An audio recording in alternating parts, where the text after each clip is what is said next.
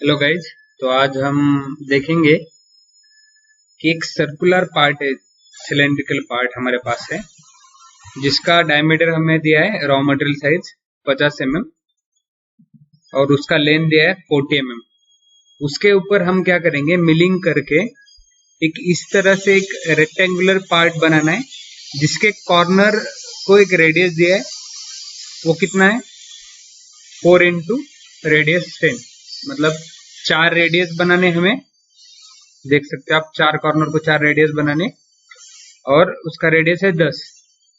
और यहाँ पे जो उसका लेंथ है, जो हम रेक्टेंगुलर पार्ट बनाने वाले, उसका मतलब ये स्क्वायर पार्ट ही बनेगा 40 बाय 40 का, और उसको सिर्फ कॉर्नर को रेडियस देना है। ये ऑपरेशन हमें परफॉर्म करना है। उसके लिए हमें क्या करना है, आप यहाँ पे देख सकते हो कि ये जो सर्कुलर पार्ट है, कभी भी देखिए, अगर एक सर्कुलर पार्ट रहेगा तो हम क्या करते हैं, हमारा जो वर्क कोऑर्डिनेट सिस्टम रहता है, ज्यादातर हम क्या करते हैं, उसके सेंटर को डिफाइन करते हैं। ठीक है, इसलिए हमें क्या करना पड़ेगा, उसके सेंटर को, उसका वर्क कोऑर्डिनेट सिस्टम मतलब एक्स और वाई का ऑफसेट, सेंटर को 0 0 करना पड़ेगा। ठीक है, तो अभी यही ऑपरेशन हम क्या करेंगे, सबसे पहले सिमुलेट करके देखेंगे। उसके लिए मैं क्या करता हूँ, हमारे सिमेंस कंट्रोल में जाता हूँ, जिसके ऊपर अभी हमें क्या करना है, एक नया प्रोग्राम बनाना है। नया प्रोग्राम बनाने के लिए मैं क्या करूंगा, सबसे पहले प्रोग्राम मैनेजर पे क्लिक करूंगा।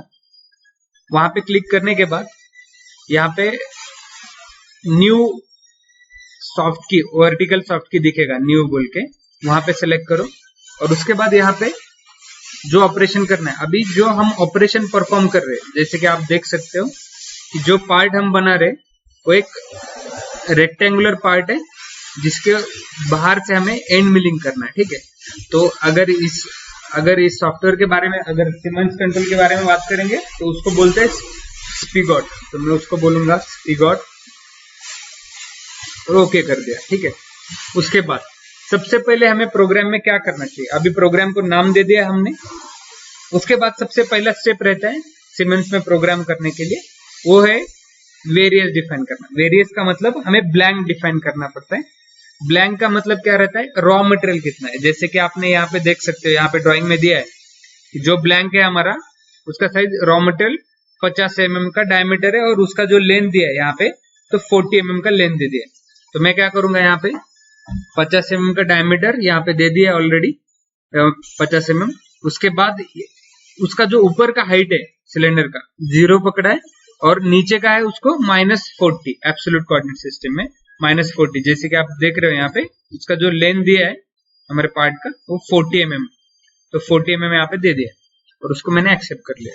अभी वर्क पीस डिफाइन कर लिया। उसके बाद क्या करेंगे, सेफ्टी कोड यूज करते हैं हम। सेफ्टी कोड कौन कौन से रहते हैं, फिर G90, जिसका मतलब है एब्सोल्यूट कोऑर्डिनेट सिस्टम। G90 के बाद G71 यूज करेंगे हम। G70 का मतलब रहता है, 71 का मतलब रहता है इनपुट इन mm, जिसका मतलब रहता है कि हमारा जो पार्ट हम बना रहे उसका यूनिट है जो mm है। ठीक है, और उसके बाद G54 हम वर्क कोऑर्डिनेट सिस्टम दे देते हैं, जिसका हमने x और y, ज्यादातर x और y का ऑफसेट हम G54 में ले लेते हैं। ठीक है, उसके बाद हमें क्या करना है, जो भी ऑपरेशन स्टार्ट का है वो करना है, वो होम पोजीशन से करना पड़ेगा। इसके लिए हम G74 Z0.0 या 0 भी रखा तो भी चलेगा, Z0 से चालू करेंगे, मतलब होम पोजीशन से स्टार्ट कर रहे हैं हमारे। ठीक है, उसके बाद हम सबसे पहले क्या करेंगे, हमारा टूल डिफाइन करेंगे। इस टूल को डिफाइन करने के लिए अभी मैं वेरियस सॉफ्ट की को प्रेस किया था, अभी मैं एडिट में जाऊंगा। एडिट को प्रेस करने के बाद देखो यहाँ पे मुझे वर्टिकल सॉफ्ट की जो रहते हैं हमारे, उसमें सेलेक्ट टूल बोल के ऑप्शन आएगा। सेलेक्ट टूल करने के बाद जो भी टूल सेलेक्ट करना है हमें, देखो हमने क्या किया है, 20 mm का मैं टूल ले लेता हूं और ओके कर दिया। ठीक है, उसके बाद वहां पे आगे डाल दो ऑफसेट नंबर D1 और M06। अभी ये क्यों डालना है, D1 का मतलब रहता है ऑफसेट नंबर। अगर आप हम देखेंगे ऑफसेट में जाके देख सकते हैं, यहाँ पे जो हमारा कटर सेलेक्ट किया है वो कटर 20 था, जिसका ऑफसेट है वो कितना है, D1। देखो कटिंग एज नंबर, मतलब उसका वही नंबर रहता है, और उसको बोलते हैं हम ऑफसेट नंबर। ठीक है, तो D1 दिया है तो वही हम उधर यूज करेंगे। ओके, तो अभी प्रोग्राम में जाता हूं मैं, तो प्रोग्राम में यहाँ पे दे दिया हमने D1 M06। उसके बाद क्या करेंगे, हम स्पिंडल को ऑन करेंगे। स्पिंडल को ऑन करने के लिए मैंने S1000 का मतलब स्पिंडल स्पीड, 1000 का मतलब आरपीएम, आरपीएम मतलब रिवोल्यूशंस पर मिनट, और उसको डायरेक्शन दे देता हूँ मैं M03। M03 मतलब क्या रहता है कि वो स्पिंडल क्लॉकवाइज घूमेगा, ठीक है।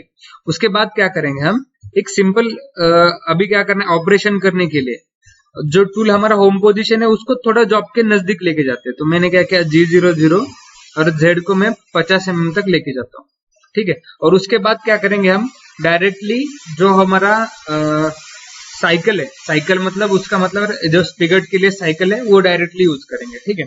तो उसके लिए हम क्या करेंगे, सबसे पहले यहाँ पे देखो एडिट के साइड में मिलिंग हॉरिजॉन्टल सॉफ्ट की उसको मैंने प्रेस कर लिया।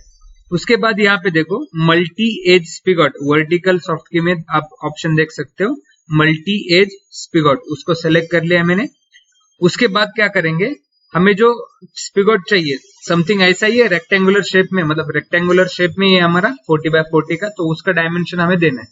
तो सबसे पहले क्या करना है हमें, तो जो कट करना है वो कंप्लीट कट करना है, दे दिया। यहाँ पे जो प्लेन है हमारा तो G17, मतलब जिस प्लेन पे काम कर रहे हैं हम वो G17 प्लेन है, इसके लिए G17 सेलेक्ट कर लिया। उसके बाद डाउन कट करेंगे हम, ठीक है, डाउन कट करेंगे। उसके बाद रिट्रैक्शन प्लेन, अगर एक कट करेगा तो वापस जब डेप्थ ऑफ कट लेना है तो कितना ऊपर जाके फिर वापस डेप्थ ऑफ कट लेगा, उसके लिए हमें रिट्रैक्शन प्लेन देना पड़ता है। तो पकड़ लो मैंने 5 mm का ले लिया। उसके बाद सेफ्टी डिस्टेंस, वो सेफ्टी डिस्टेंस मतलब रैपिडली वहां तक आएगा, उसके बाद काम करना चालू कर देगा, तो 1 mm का दे दिया मैंने। उसके बाद फीड रेट पकड़ लो मैंने 200 का दे दिया mm/मिनट का। उसके बाद जो इनफीड अंदर घुसने वाला, अगर जब वो एंगेजिंग होना है उस वक्त उसका फीड कितना होना चाहिए, ठीक है, तो वो फीड मैंने दे दिया 50 mm/मिनट का, ठीक है। उसके बाद हमारा जो रेफरेंस पॉइंट रहता है स्पिगॉट का, तो जैसे कि आपको मालूम है हम सर्कुलर पार्ट को सेलेक्ट किया है, तो हमने रेफरेंस पॉइंट जो भी है वो सेंटर को ही ले लिया है। उसके बाद क्या करेंगे हम, सिंगल पोजीशन करना है। फिर ये जो रेफरेंस पॉइंट है वो कहाँ पे, वहां पे एक्स कोऑर्डिनेट और वाई कोऑर्डिनेट क्या है, तो एक्स 0 है, वाई 0 है, और उसके बाद जेड भी वहीं पे 0 है। तो आप अगर यहाँ पे देखोगे ड्राइंग में तो देख लो, यहाँ पे ये सर्कुलर पार्ट है हमारा, जहाँ पे हमने x0 y0 यही पे किया है, और उसके ऊपर के फेस को यहाँ पे z0 करना है, तो वही यहाँ इसमें दे दिया हमने x0 y0 और z0। उसके बाद जो हमारा पार्ट का जो रॉ मटेरियल का टोटल, अभी एक यहाँ पे क्या है कि सर्कुलर सेक्शन नहीं दे सकते हम, क्योंकि हम क्या कर रहे हैं, सर्कुलर सेक्शन से हम रेक्टेंगुलर पार्ट बना रहे हैं। तो हम क्या करेंगे, 50x50 का रॉ मटेरियल का सेक्शन दे देंगे। तो सबसे पहले क्या करना है, विड्थ देना है हमें, उसको क्या बोलते हैं देखो, विड्थ ऑफ ब्लैंक स्पिगॉट। तो हम क्या करेंगे, विड्थ दे दिया 50 mm का। फिर उसका लेंथ कितना है, यहाँ पे देखो हाईलाइट भी हो जाता है, यहाँ पे जिसको मैं सेलेक्ट कर रहा हूँ हाईलाइट हो जाता है, ठीक है। तो वो लेंथ भी कितना है, 50 mm का है। उसके बाद जो पार्ट हम बना रहे उसका विड्थ कितना है, तो वो 40 का बना रहे हम, देख सकते हैं यहाँ पे ड्राइंग पे देखो, जो हम फिनिश कर रहे हैं वो 40 का है, 40x40 का, लेकिन सिर्फ हमने क्या किया, उसको पर्टिकुलर एंगल पे दिया है। तो एंगल पे कैसे देंगे वो भी देखेंगे आगे। तो अभी 40x40 का बनाना है, 40 का दे दिया, ये भी 40 का है। और कॉर्नर रेडियस यहाँ पे देखो हाईलाइट हो रहा है, कॉर्नर रेडियस, तो कॉर्नर रेडियस कितना देना है हमें, आप यहाँ पे देख सकते हो कॉर्नर रेडियस दिया हमने 4 × R10, तो 10 का देना है, तो हमने यहाँ पे R10 दे दिया। उसके बाद यहाँ पे जो एंगल देना था, एंगल कितना है हमारा, हमारा एंगल कितना है, 30 डिग्री है यहाँ पे, तो वही एंगल हमें यहाँ पे देना है। तो ओके, तो यहाँ पे 30 डिग्री दे दिया। उसके बाद कहाँ तक कट करना है हमें, तो ये जो पार्ट है हमें थ्रू आउट कट करना था 40 mm तक, ये देखो 40 mm तक थ्रू आउट कट करना है, तो -40 एब्सोल्यूट में ले लिया। उसके बाद डेप्थ ऑफ कट कितना है, मैक्सिमम डेप्थ ऑफ इनफिट डेप्थ, उसको बोलते हैं हम depth of cut z direction में, तो 0.5 का डेप्थ ऑफ कट दे दिया। और ये u xy और u z का मतलब रहता है कि फिनिशिंग अलाउंसेस इन पर्टिकुलर xy और z एक्सिस में, तो मैंने इसको 0 कर दिया और उसको सिर्फ एक्सेप्ट करना है। उसको एक्सेप्ट करने के बाद हमारा ऑपरेशन खत्म हो गया। फिर क्या करेंगे, G00 Z फिर से वापस लेके जाएंगे, होम पोजीशन की तरफ जाना है। फिर उसके बाद M05 कर दिया मैंने, M05 का मतलब रहता है स्पिंडल ऑफ, और उसके बाद G74Z0 और मतलब होम पोजीशन कर दिया, और लास्ट वन इज M30 मतलब प्रोग्राम एंड। इसमें हम और एक चीज भूल गए, उसका वो क्या है कि हमने कूलेंट ऑन नहीं किया, तो जब ये एंगेज हो रहा है उसी वक्त कूलेंट डाल देते हैं M08 का, और एंड करते वक्त भी स्पिंडल स्टॉप करके मैंने कूलेंट को भी ऑफ कर देता हूँ। और फिर इसका हम सिमुलेशन देखेंगे। अब मैं इसको सिमुलेट करके देखता हूँ, आप यहाँ पे देख सकते हो कि इसका सिमुलेशन कैसे हो रहा है। तो देखो अभी